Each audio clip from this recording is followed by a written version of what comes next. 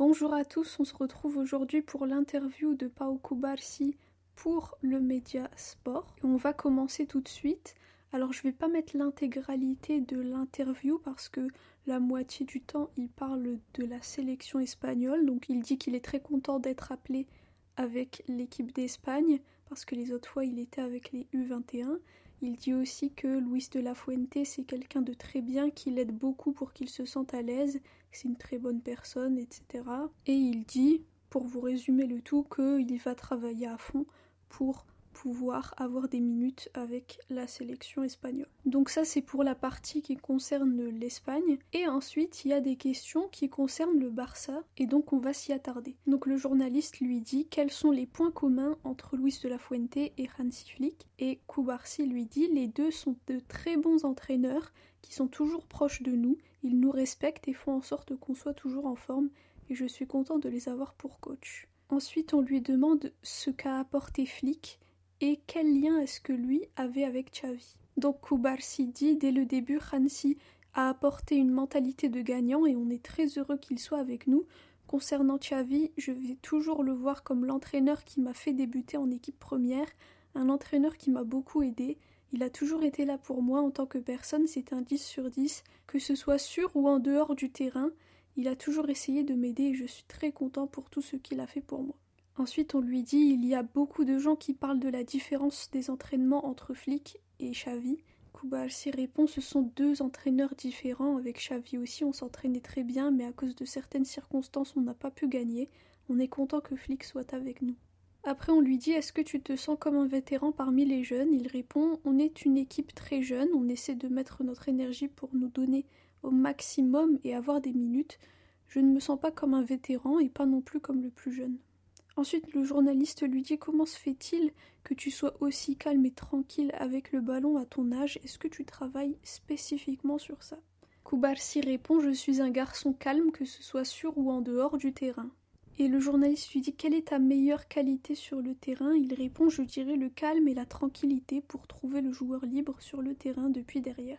Ensuite, il s'est exprimé sur le fait de défendre contre de grands joueurs et il dit « ça t'aide beaucoup à être meilleur, je suis très jeune donc j'ai encore beaucoup de choses à améliorer, mais jouer ce type de match contre de grands attaquants ça te rend meilleur et ça te fait prendre de l'expérience. » Ensuite, le journaliste lui demande s'il a changé certaines choses dans son jeu depuis qu'il est en équipe première. Pau répond « oui ». Il y a plus d'intensité, plus de rythme, tu dois être plus agressif, plus rapide. Je pense qu'il y a pas mal de choses qui changent et j'essaie toujours de m'améliorer après chaque match, peu importe si j'ai bien joué ou pas bien joué. J'essaie de regarder mes erreurs, ce que je peux mieux faire pour le prochain match et c'est comme ça que je m'améliore. Et sur ce même sujet, le journaliste lui dit « Et est-ce que tu regardes généralement des vidéos du match après coup ?» Pau répond « Au Barça, le staff m'aide d'un point de vue tactique, ils me font des vidéos individuelles pour que je puisse m'améliorer. » Ensuite, le journaliste lui dit « Est-ce que ton objectif serait d'être comme Puyol qui ne commettait pas beaucoup d'erreurs ?» Pau répond « Mon objectif, ça serait d'avoir le caractère et le leadership de Puyol.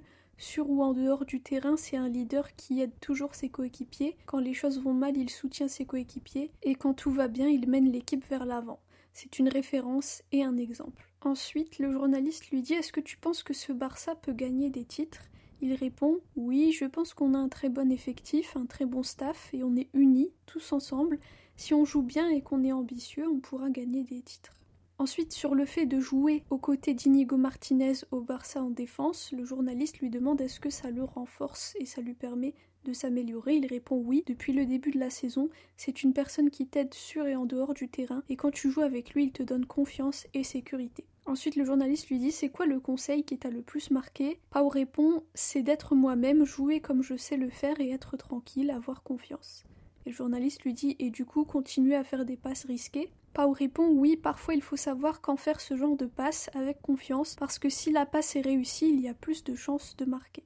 Et ensuite il lui dit est-ce que tu préfères qu'on te voie comme un défenseur pur ou comme un joueur qui aide à la construction? Pau répond les deux parce que je veux qu'on me voit bien jouer au ballon et aussi sans ballon, bien défendre et être agressif. Et ensuite il y a un certain nombre de questions qui concerne la vie personnelle entre guillemets de Pau Cubarsí. Donc le journaliste lui demande comment est Cubarsí en dehors du football, est-ce qu'il habite encore à la Masia, comment vont les études, est-ce qu'il aime lire, est-ce qu'il aime regarder d'autres sports à part le football, et est-ce qu'il peut rentrer tranquillement dans sa ville natale sans se faire arrêter à chaque fois par les fans, et aussi si son père a encore sa menuiserie. Parce que pour ceux qui ne le savent pas, le père de Pau est menuisier. Donc concernant ces sujets, Kubarsi répond: je suis un garçon tranquille, qui aime passer du temps avec ma famille, mes amis, qui aime se reposer. Ensuite, il dit qu'effectivement, oui, il continue à vivre à la Masia, et que c'est très bien parce qu'il s'entraîne le matin et l'après-midi, il a des cours, et le fait d'être là-bas avec ses coéquipiers, avec qui il a partagé tant d'années, fait qu'il se sent bien et relaxé. Concernant les études et sa volonté de suivre un domaine en particulier, il dit « C'est important d'étudier, on se concentre sur le football, et après le football il y a les études. Sûrement que plus tard je choisirai un domaine, plutôt quelque chose de littéraire. » Ensuite, il dit qu'il aime bien un peu lire quand il a du temps libre et qu'il regarde surtout des séries. Et concernant les sports qu'il regarde à part le football, il dit qu'il regarde plutôt du basket, la NBA, avec les Warriors, à cause de Stephen Curry. Et il dit « En regardant d'autres sports, tu peux apprendre beaucoup de choses, voir la mentalité, comment sont les autres athlètes et t'en inspirer. » Et ensuite, concernant sa ville natale, il dit que oui, il peut tranquillement rentrer chez lui là-bas et que les gens essaient de ne pas trop le déranger pour qu'il profite de sa famille et qu'il puisse se reposer. Et ensuite, il dit que oui, son papa a encore sa menuiserie, mais que lui, il souhaite rester dans le football et pas devenir menuisier à l'avenir, ce qui est un peu logique. Voilà donc pour l'interview de Pau Kubarsi.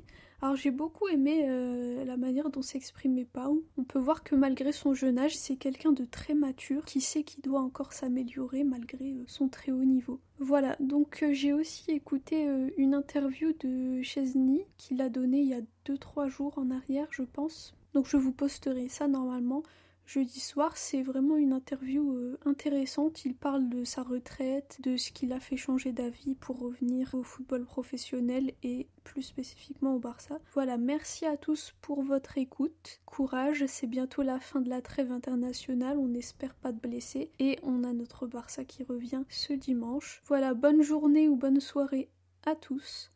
Visca el Barça et Visca Catalunya.